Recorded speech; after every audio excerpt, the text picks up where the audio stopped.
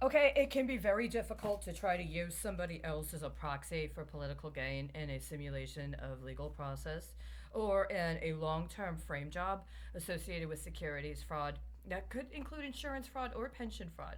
But just so you know, there's very distinct implication in defrauding someone of their insurance than it is to defraud someone of their pension benefits, right? We're dealing with that now. So, is this the timeline you're on? Because ultimately nobody really wants to talk about what the Israeli bank stock scandal was. And that's, I guess, their decision. But I am going to be continuing to talk about coinage. And specifically, coinage in connection with securities fraud, which was the original accusation. Are we in 1982? I mean, this is around the time frame, right? When we're going to have to deal with the fallout of the terrorist attack in Beirut last year. And I know that there are those that don't want to characterize it as a terrorist attack. They want to say it was something else. That's not true. It was a terrorist attack, but not terrorism in the manner in which precedent has already been set and underwriting has already occurred for over 30 years with a specific kind of characterization, not only of who the terrorists are, but what constitutes terrorism. And the major problem we're dealing with right now is the 1996 Anti-Terrorist and Effective Death Penalty Act. Why?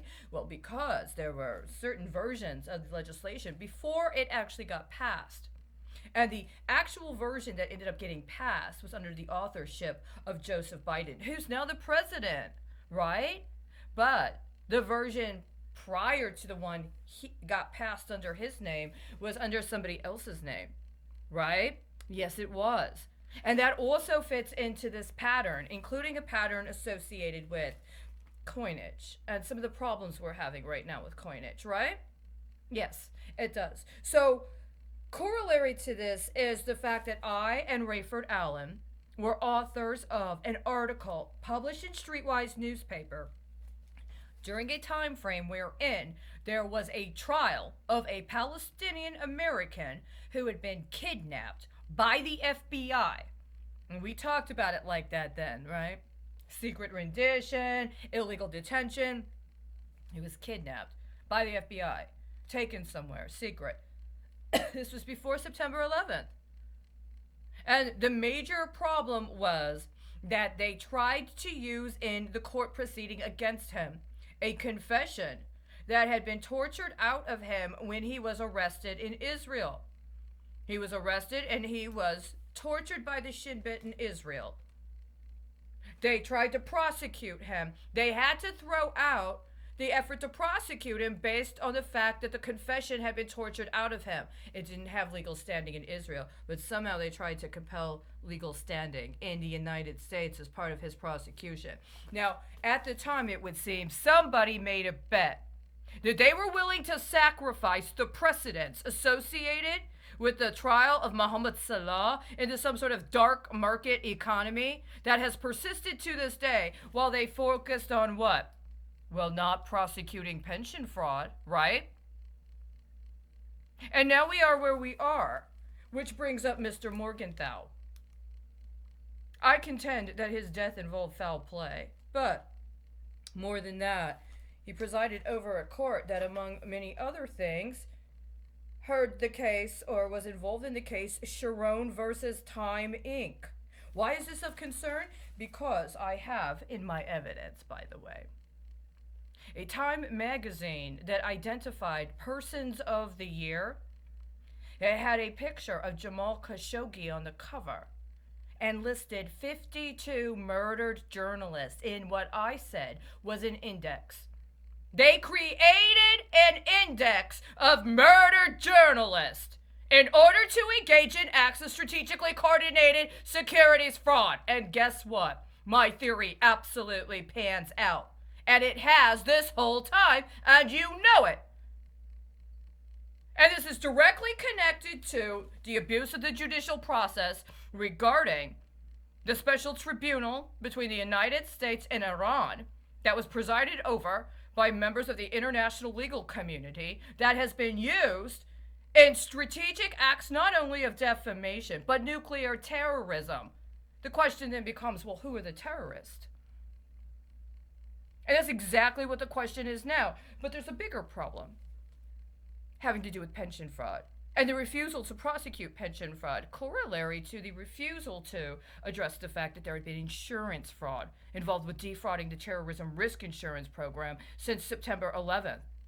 And we're coming up, if I'm not mistaken, in a month, a little over a month, on a major deadline based upon a previous default. It's already defaulted. Nobody wants to acknowledge.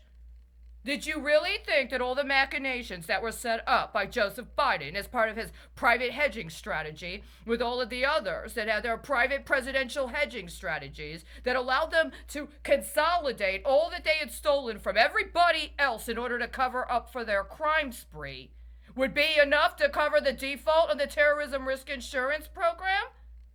I told you that May 12, 2021. Executive order on so-called cybersecurity was a crime and it needed to be repudiated. If you had not obstructed my rights to due process because you wanted to harvest my minerals, there would have been an injunction put upon that. We'd be in a very different situation right now. But that didn't happen, did it? And so now, are we back at Sharon versus Time Inc.? I think we are. I think that's just what's going on right now.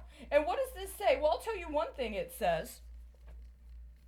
One thing it says is that if the Israeli courts say something very specific, and other people have hedged on it going a specific way for purposes of financial gain that may conflict with justice, well, they don't seem to have a problem trying to figure out how to come up with some other claim in another jurisdiction in order to bypass, right? To actually bypass the law, to bypass the government. That's exactly what that says. Is this what we're dealing with right now? So do you want me to be Ariel Sharon, or do you want me to be Jamal Khashoggi again?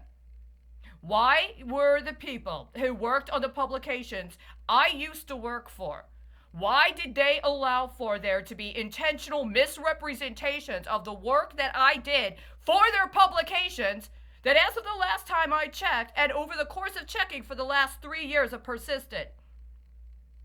Why did you strategically alter things like headlines, like dates, like bylines, like picture captions? Why do you have those crypto links in the back-end coding of your websites? Why do you refuse to get back to me? And certainly, why does Streetwise newspaper and all of those associated with Streetwise newspaper, including Congressman Danny Davis, who's on the board of directors, refuse to give me any access to my actual products as a journalist and newspaper editor at an award-winning publication that, among other things, provided coverage of a trial that was precedent-setting in regards to the 1996 Anti-Terrorist and Effective Death Penalty Act?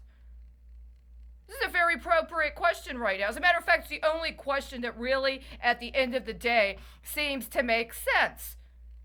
Who thought it was important enough to gamble on terrorism and disappearing people to the point where 20 years later, over 20 years later, they're willing to aid and abet one of the most heinous crimes that's ever happened?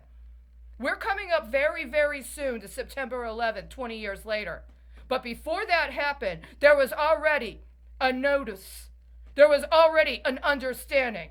There was already awareness of the implication in who was willing to do what when.